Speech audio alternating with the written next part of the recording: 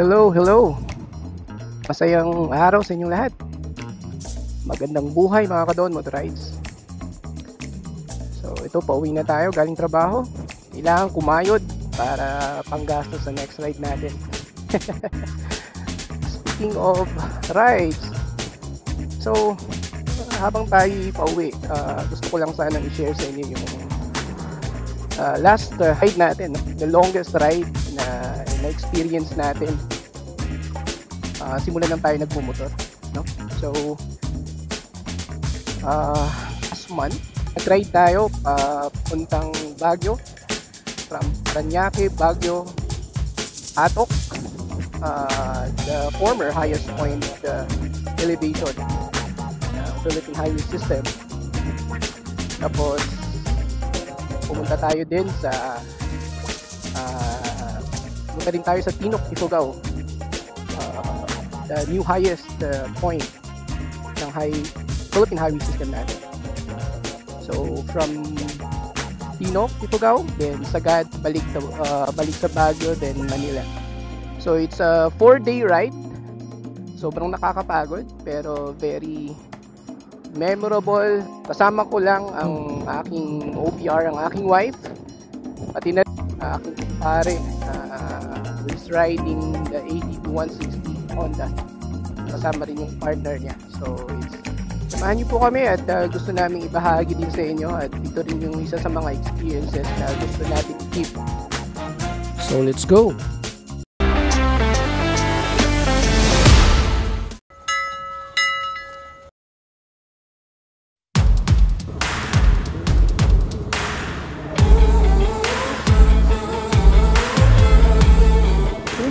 Alright, ito na, Baguio, here we go.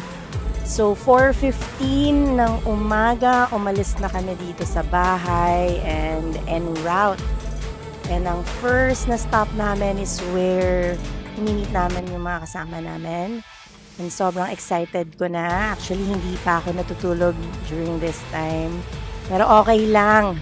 Kasi syempre, this is the next long ride that we're gonna have since Baler nung mga bandang February of this year.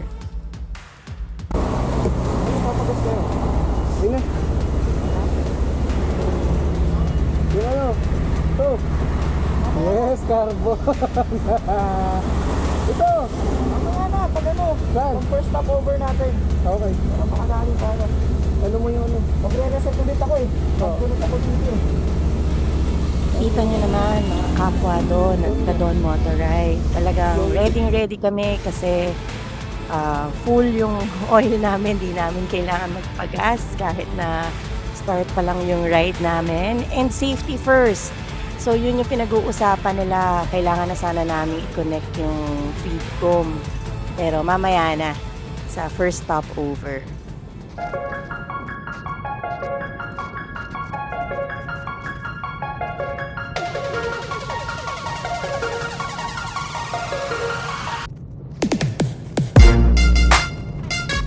Grabe, ang sarap ng biyahe ng ganitong oras. Walang kalaban sa daan, maluwag. Tapos parang kitang-kita mo talaga yung ganda ng lugar, yung ilaw, lahat-lahat na. At syempre, i-appreciate natin yung pinamodify na ilaw ni Don Rai dito sa ating motor. So syempre, kahit madilim, kitang-kita pa rin natin yung area. So anyway, sinabi ko kanina yung feedcom, yun yung intercom namin para yung isang couple na kasama namin, makakausap namin all throughout the ride. Okay, pero during this time, hindi pa yun connected. Okay, ko-connect namin siya mamaya pa pag next stopover na kami. So sa ngayon, enjoy muna kasi ayan nga, ang bilis ng biyahe and ito, yung excitement. Buhay na buhay pa rin dahil syempre simula pa lang ng aming paglalakbay.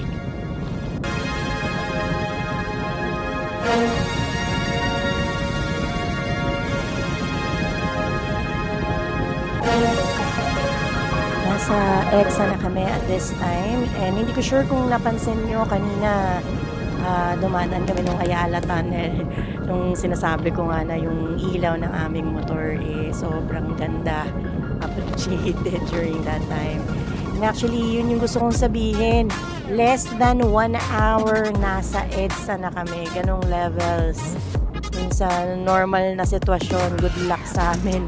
Pag mas late kami umalis. So, tamang-tamang desisyon talaga na ganitong oras nag-start yung ride namin.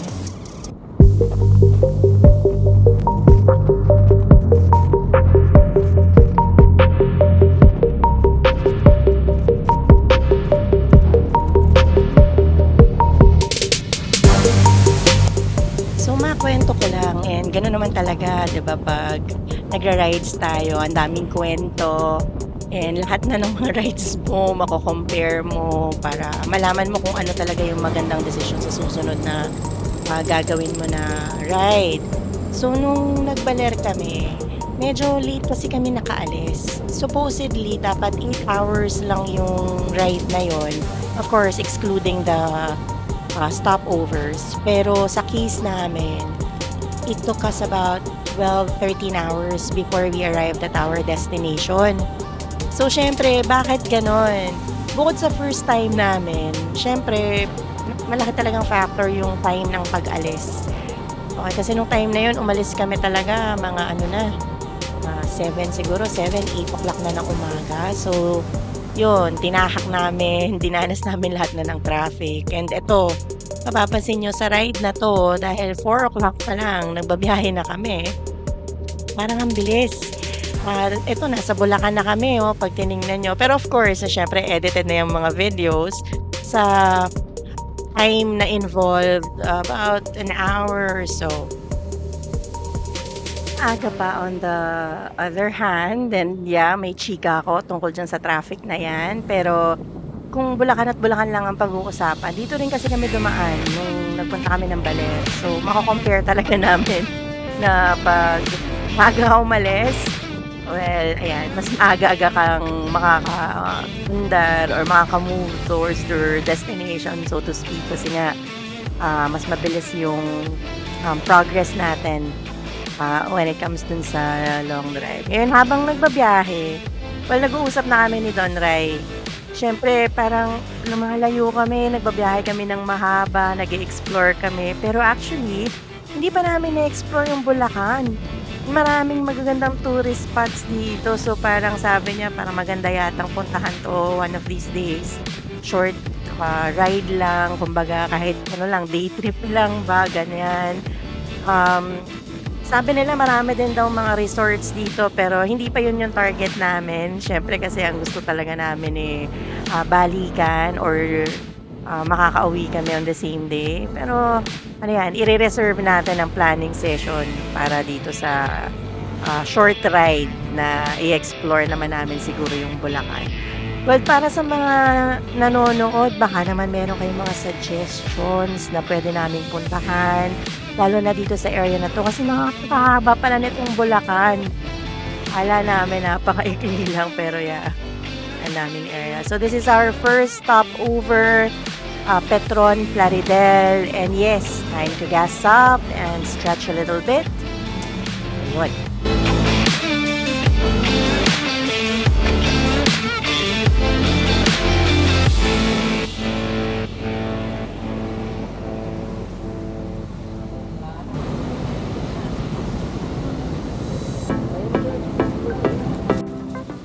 Alam nyo, pag nag-rides, mga pamamotor or even a four-wheel vehicle, hindi dapat pinag-uusapan ng presyo ng gas.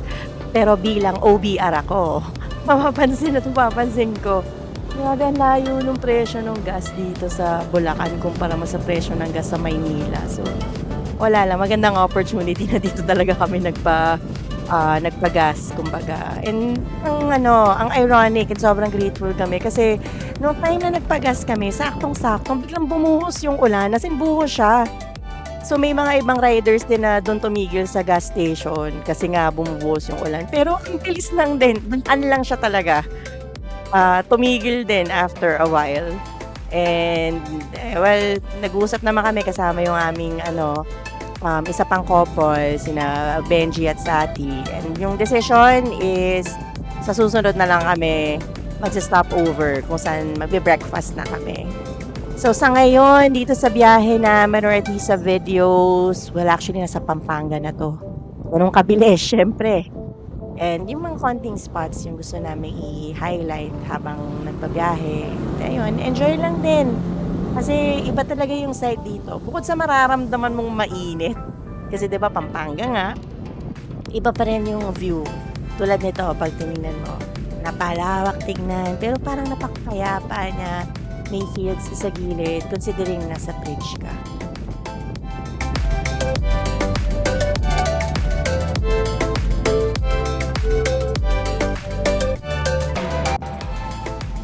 Hi, grabe, we are so blessed. Tingnan nyo naman yung panahon, walang kabahid-bahid ng ulap. So, sobrang appreciated yung weather for this day. Mapapansin nyo na contrasting na. May araw na dito sa mga videos na pinapakita natin. And lumipas na talaga yung oras. Kasi at this time, nasa Tarlac na kami. So, nakapag-breakfast na kami ng mga panahong to. Nag-breakfast kami actually mga between Bulacan and Pampanga. We decided to have our breakfast in nearest McDonald's na nakita namin. And unfortunately, walang picture na naisama doon. So, dito sa video na to, gusto lang namin maipakita. Tingnan niyo yung truck sa unahan namin. Okay, now normal naman na merong mga ganyang sasakyan sa daan. Pero ang hirap kasi tingnan nyo, kahit saan kami dumaan, parang ayaw niya talaga magpa-overtake. At kailangan naming maging maingat. Pero eventually kasi ang hirap na patigil-tigil tapos hindi mo siya makontrol. So ayan, nag-overtake na kami. And safety first pa rin naman. Yes, may konting daan na ginagawa katulad ng nakikita natin ngayon. And ito yung isa sa hindi namin in-expect. Okay, kasi on the way dito, or nung namimili kami ng dadaanan, merong dalawa kasing option. Ngayon, yung unang option na hindi ko na matandaan, doon kami dumaan nung nagbalar kami. So, I decided to take this other route. Unfortunately, ayan, meron palang ginagawa. Kaya medyo na-traffic kami dyan sa part na yan, na delay ng konti. Pero okay pa rin naman yung biyahe. Wala namang aberya na sobrang mapapaalala ka kumbaga. So, smooth pa rin. Hindi pa rin naman sumasakit yung mga likod namin. And like I mentioned, na-practice kami ng bongga ng pag-akyat namin sa Marilaki ng maraming beses. So, malaking tulong yun pala mga kapwa doon at mga kadon motorides dyan.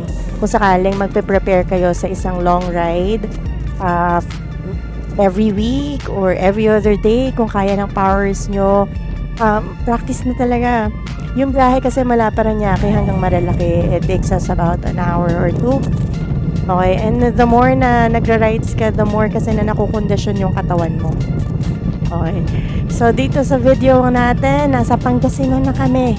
Isa pang napakahabang probinsya pag pinag-usapan natin yung biyahe na involved. Pero, enjoy lang. Gising na gising pa rin ako during this time kahit na hindi pa ako natutulog.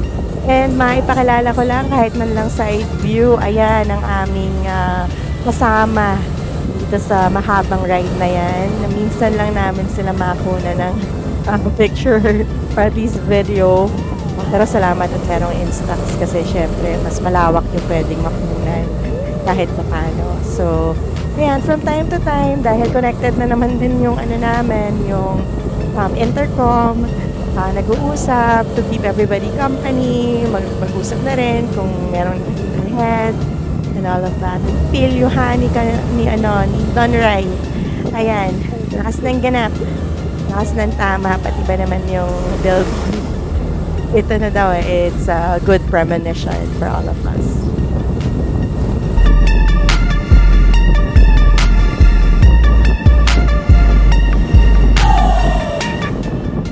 Okay, so bukod sa safety gears and physical and mind conditioning preparations na kailangan nating gawin para sa ride na to, isa pang napaka-importanting part is yung research.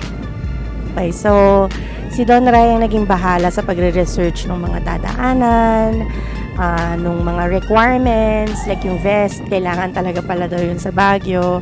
Although hindi naman daw sila ganun kahigpit, importante that you still comply kasi that's part of safety.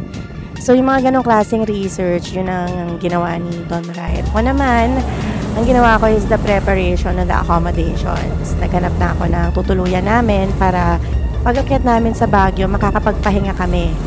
Yun naman kasi talaga yung target kasi Sagada yung susunod na destination namin after ng Baguio. So at this time, mga 7 hours since we started, we will be taking our second stopover.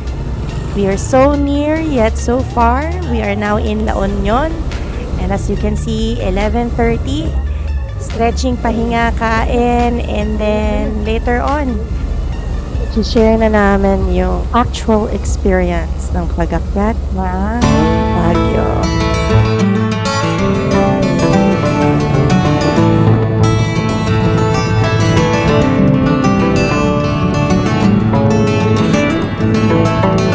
So, hindi naman to yung first time namin umakyat ng Baguio.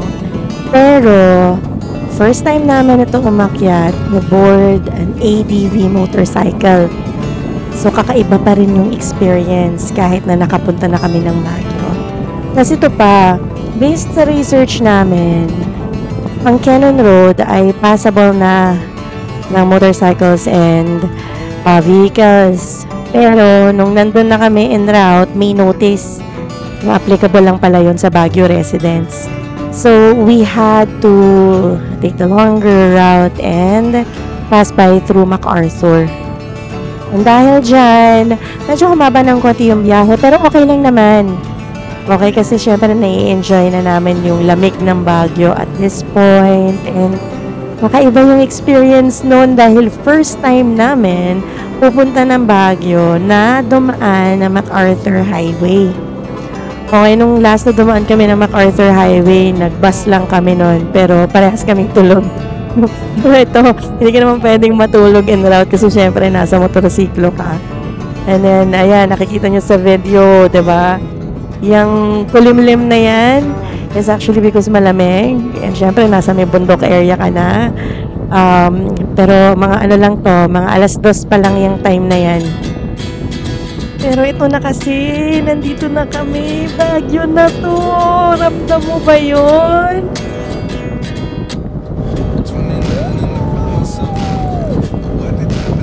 Yes, ramdam ng asawa ko.